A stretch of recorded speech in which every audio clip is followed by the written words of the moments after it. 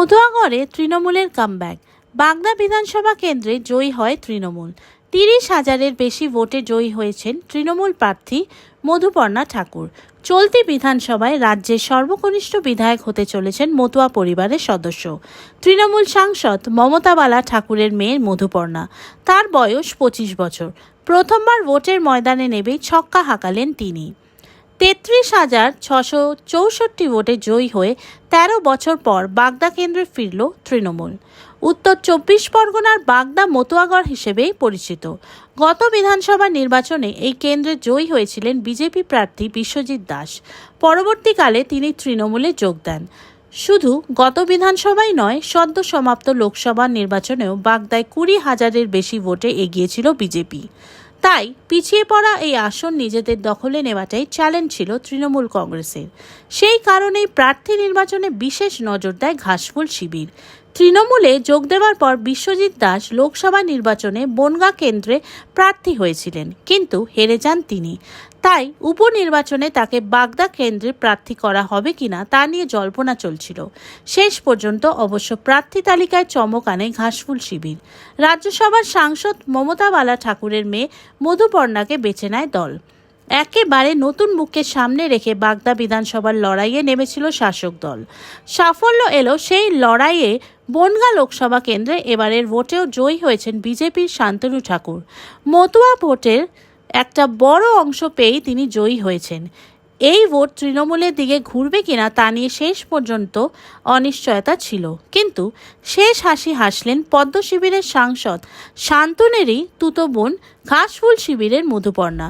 দীর্ঘদিন বাদে মতুয়াগড় ফিরে পেয়ে খুশি তৃণমূল কর্মী সমর্থকেরা। মানুষ পাশে রয়েছেন, তাই জয় জানালেন সর্বকনিষ্ঠ বিধায়ক।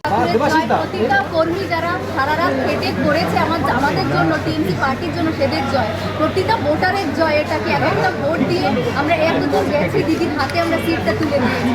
এই বাগদার এই জয়ের পরে প্রথম কাজ কি হবে? প্রথম কাজ হবে বাগদার রাস্তা খুবই খারাপ, রাস্তা ওইসব আমার খুবই ওনাদের পাশে দাঁড়ানো, মানে পাশে যেন কাজ করতে পারি। লাইটের খুব সমস্যা, তারপর হচ্ছে ব্রিজের খুব সমস্যা, ওটা আমি করতে চাই। একটা জিনিস প্রশ্ন, সেটা হচ্ছে লোকসভা নির্বাচনে তোমার দাদা শান্তনু ক্যামেরার সামনে লোকসভা নির্বাচনে শান্তনু ঠাকুর এখান থেকে 20,000 ভোটের লিড ছিল। সেখানে দেখা যাচ্ছে যে তুমি 33,000 ভোটের লিড আছো। কি বলবো? সেটা হচ্ছে দিদির জন্য। দিদির উন্নয়ন দেখে মানুষরা বুঝতে পেরেছে কি দিদিই করতে পারবে, তাছাড়া কোনো বিজেপি কংগ্রেস এখানে আসতে পারবে না। বিধানসভায় তুমি সব থেকে কনিষ্ঠ হিসাবে এই প্রথম পশ্চিমবঙ্গের ইতিহাসে যাবে, কি বলবো?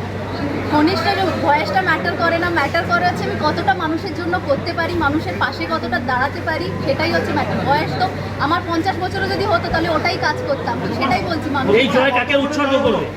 কি হচ্ছে 33,000 কত সামথিং। এই জয় কাকে উৎসর্গ করবে? সবাইকে, একটা মানে ভোটার যারা আছে তাদেরকে, যারা কর্মী আছে, যারা সারা রাত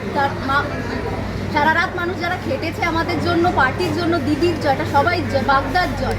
প্রথম নির্বাচনে দাঁড়িয়ে এই ছক্কা হাঁকিয়েছে, এটাকে কি বলবো? এটা জাস্ট একটা আশীর্বাদ। যখন পেয়েছি, যখন মাঠে নেমেছি, আগেই বলেছি লড়াই তো করতে হবে। এটা তো প্রথম, জাস্ট আগে দেখা যাক কি হয়। বিজেপির সিএ দাওয়া কি কাজ করলো না? সিএ ম্যাটার করে না আমাদের জন্য, সেটা ওদের ব্যাপার। আমাদের শুধু হচ্ছে এখন বাগদার জন্য কাজ করার, বাগদার পাশে দাঁড়ানো। বিজেপি প্রার্থী বেরোনোর সময় দেখা গেল জয় বাংলা স্লোগান দিয়েছে তৃণমূল কংগ্রেসের কর্মী সমর্থকরা। তিনি বলেছেন ছাপ্পা দিয়েছে, সেই কারণে তিনি হেরেছেন। এখন হেরে গেছে, ওটা তো বলতেই হবে। হেরে গেছে, আমি কোনো কিছু তো বলতে হবে এখন মিডিয়ার সামনে বা কিছু, সেটার জন্য ওটা কোনো ফ্যাক্টর নয়। আমরা দেখবো না কে কী করছে, শুধু আমাদের কাজ, লক্ষ্য আছে বাগদাকে সোনার মতন বাগদা করতে পারি। তুমি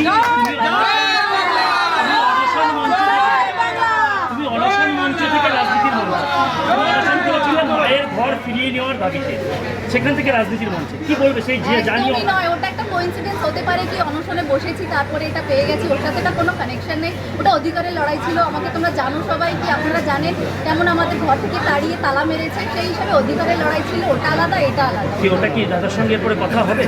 কি হচ্ছে? এক বাড়িতে বিধায়ক এবং মা সাংসদ, ও বাড়িতে প্রবলেম সলভ কেন কথা হবে না? হাজারুলি আমার দাদা, রক্তের একটা টান আছে। কথা হবেই হবে, নিশ্চয়ই হবে, শান্তনু ঠাকুরের সঙ্গে কথা হবে। একদম হবে, কেন হবে? দাদার আশীর্বাদ নেবে? জয়ের পরে কি দাদার কাছে যাবে আশীর্বাদ নিতে? এর আগেও আমি যখন ভোটে দাঁড়িয়েছিলাম, যখন প্রথম ক্যান্ডিডেট, তখন আমি বললাম দাদার আশীর্বাদ যেন থাকে, হাজার হলি আমার দাদা, ওনার আশীর্বাদ যেন আমার উপরে থেকে যায়। এবার কি যাবে দাদার কাছে? বিধানসভায় বিভিন্ন নেতাদের বিরুদ্ধে বিভিন্ন অভিযোগ, এবার কি শুদ্ধিকরণের পথে হাঁটবে দল? বাগদা কি বাগদায় তৃণমূলের একাধিক নেতার বিরুদ্ধে বিভিন্ন দুর্নীতির অভিযোগ উঠেছে বিগত দিনে, তার কি শুদ্ধিকরণে যাবে যদি দল? থাকতো তাহলে সিটটা জিততো, মানুষও ভোট দিত। না, বহুবার এবং প্রমাণও হয়েছে। দলে দলে যদি গন্ডগোল থাকতো তাহলে সিটটা বেরোতো না, হয়তো সবাই সমর্থন দিয়েছে, মানুষরা বুঝেছে, সেই হিসাবে সিটটা আজকে দিদির হাতে আমরা তুলে দিয়েছি। ব্যুরো রিপোর্ট, RG সমাচার।